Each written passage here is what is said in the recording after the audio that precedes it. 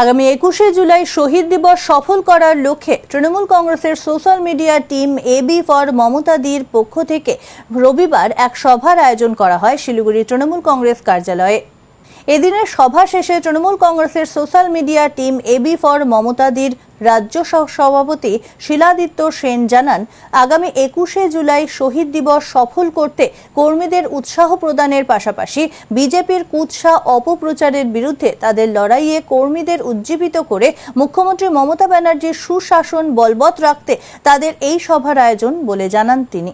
এদিনের এই সভায় উপস্থিত ছিলেন টিমের রাজ্য সম্পাদক শুভ্র ব্যানার্জি, পুণ্য চক্রবর্তী, অজিত ব্যানার্জি সহ অন্যান্যরা।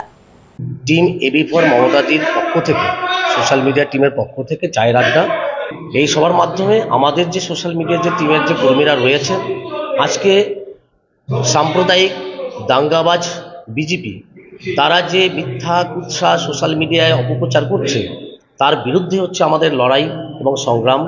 আমরা মমতাদির এবং অভিষেক ব্যানার্জির নেতৃত্বে আমরা সোশ্যাল মিডিয়ায় বিজেপির যে কুৎসা এবং অপপ্রচার, তার বিরুদ্ধে আমরা দিনরাত অক্লান্ত পরিশ্রম করে আমরা লড়াই করছি।